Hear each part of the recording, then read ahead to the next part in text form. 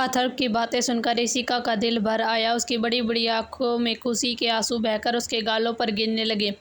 वह इतनी भावुक हो गई कि उसने तुरंत आगे बढ़कर अथर्व को गले लगा लिया। उसके मजबूत कंधे पर अपना चेहरा छुपा कर रोने लगी। यह रोना दुख का नहीं बल्कि मुकम्मल जिंदगी के एहसास का था।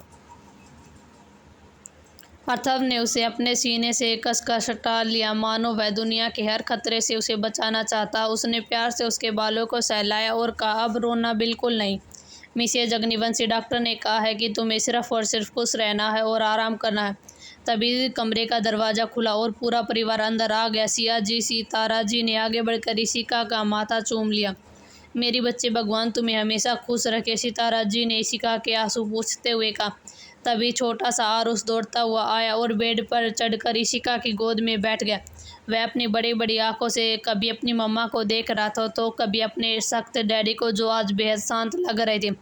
मम्मा, आप क्यों रो रही हैं? डैडा ने आपको डांटा क्या? आरुष ने अपनी मासूम आवाज़ में पूछा, जिसे देखकर सबके चेहरे पर मुस्कान आ गई। आर्यन ने हंसते हुए आरुष को अपनी गोदी में उठा लिया। अरे नहीं चैंपियन, डैड ने मम्मा को नहीं डांटा, बल्कि मम्मा तुम्हें एक बहुत बड़ा सरप्राइज देने वाले। तुम्हारे लिए घर में एक छोटा सा भाई या बहन आने वाली है जिसके साथ तुम खेलोगे। आरुष ने हैरानी से अपने दोनों गालों पर हाथ रखा। सचमुच छोटा बेबी, फिर तुम्हें डैड की तरह उनका ख्याल रखूंगा जैसे वे मम्मा का ख्याल रखते हैं और उन्हें प्रोटेक्ट करते हैं। आरुष की इस मासूम बात पर पूरे कमरे में हंसी के ठहाके गूंज उठे। हंसी मजाक का दौर खत्म हुआ तो कमरे का माहौल थोड़ा गंभीर हो गया, लेकिन यह गंभीरता ऋषिका की फिक्र को लेकर थी। ऋषिका, जो ठाकुर इंडस्ट्री की बेसख्त और खड़ूस सी होती, जिस काम के अलावा कुछ सोचता ही नहीं था, आज उस पर पाबंदियों का पहाड़ टूटने वाला था। सिया जी ने कमर पर हाथ रखकर कड़क आवाज में कहा, ऋषिका, मेरी बात तुम कान खोलकर सुन लो। आज से अभी से तुम्हारा ऑफिस जाना पूरी तरह से बंद। जब तक तुम्हारी डिलीवरी नहीं हो जाती तुम ठाकुर इंडस्ट्री का एक कागज भी नहीं छुओगी और घर के काम भी नहीं करोगी, सिर्फ आराम। लेकिन माँ, वहाँ बहुत सारे इंटरनेशनल प्रोजेक्ट पेंडिंग हैं। निया अकेले ऋषिका ने कुछ कहना चाहा। इससे पहले कि वह अपनी बात पूरी कर पाती, मिस्टर ठाकुर ने कहा, ऑफिस की चिंता तुम छोड़ दो बेटा, वहाँ का सारा काम मैं संभाल लूँगा। तुम्हारे लिए इस वक्त सिर्फ आराम करना जरूरी है। तुम ऑफिस की चिंता बिल्कुल भी मत करो। ऋषिका ने बेबसी से अपने पति अथर्व की तरफ देखा, इस उम्मीद से कि शायद उसका पति उसका साथ देगा, लेकिन वहाँ का नज़ारा ही दूसरा था। Secret mafia king Atharva Agnivanshi अपनी पत्नी की तरफ गंभीर और सख्त नज़रों से देख रहा था। उसका पजेसिव और फिक्रमंद रूप जाग चुका था। अथर्व ने अपनी भारी आवाज़ में अंतिम फैसला सुनाते हुए कहा, पूरे परिवार की बात छोड़ो ऋषिका, यह मेरा ऑर्डर है। आज से तुम बेड से नीचे पैर भी नहीं रखोगी। तुम्हारी असिस्टेंट निया को मैं खुद फ़ोन करके बोल दूंगा कि वह सारा काम संभाल ले। अगर मुझे पता चला कि तुमने लैपटॉप को हाथ भी लगाया है तो मैं उस वक्त लैपटॉप के टुकड़े टुकड़े कर दूंगा। तुम्हें सिर्फ आराम करना है, समझ गई? अथर्व का यह पजेसिव और कड़क अंदाज देखकर ऋषिका ने अपना सिर पकड़ लिया। वह जानती थी कि दुनिया भले ही इस माफिया किंग से डरती हो, लेकिन इस वक्त उसका गुस्सा सिर्फ और सिर्फ उसके प्यार की वजह से था। मीरा ने हंसते हुए ऋषिका का हाथ दबाए, देख ले बहन, अब तेरा तो जीजू का सख्त पहरा है। अब चुपचाप आराम कर लो और हमारी शादी एंजॉय करो। ऋषिका ने मुस्कुराते हुए हार मान ली और अथर्व की आंखों में देखा, जहाँ उसके लिए दुनिया भर की फिक्र और बेइंतहा मोहब्बत तैर रही थी।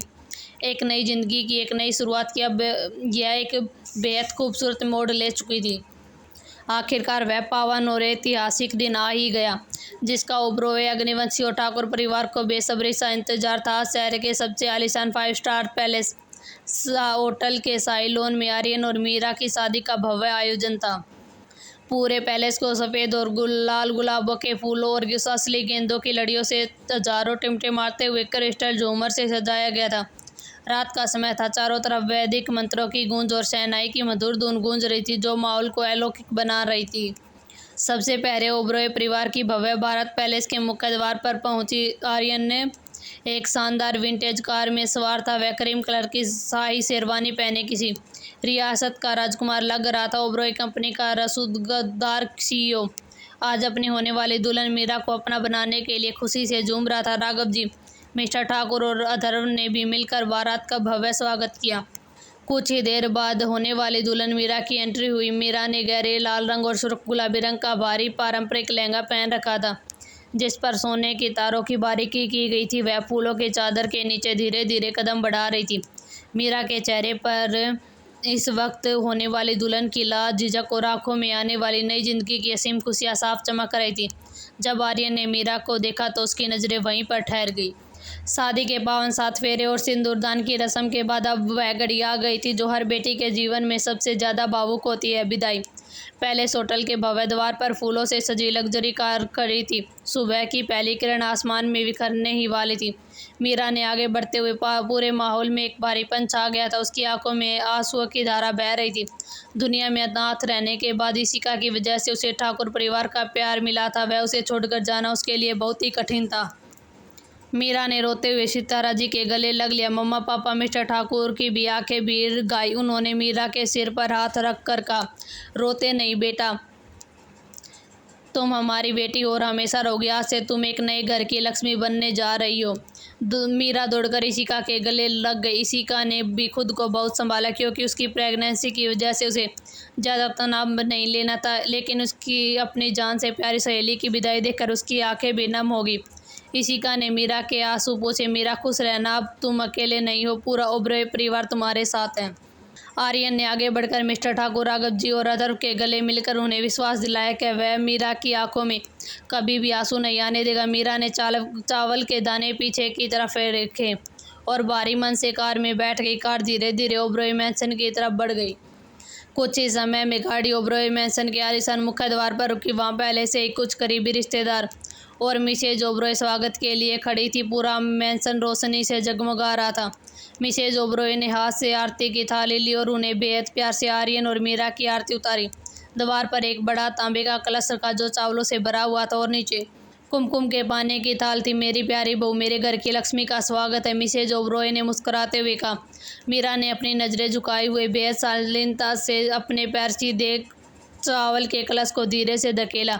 जैसे ही चावल बिखरे उसने कुमकुम के पानी के अंदर अपने कदम रखे और लाल पैरों के छापों के साथ मैंसन के अंदर कदम रखा। रिश्तेदारों ने ताली और फूलों की बारिश से नई दुल्हन का स्वागत किया। आर्यन ने मीरा की तरफ देखा जिसके चेहरे पर अब शर्म और एक नई उम्मीद की मुस्कान थी। ओबरॉय मैंसन में मीरा की खुशहाल जिंदगी की शुरुआत हो चुकी थी।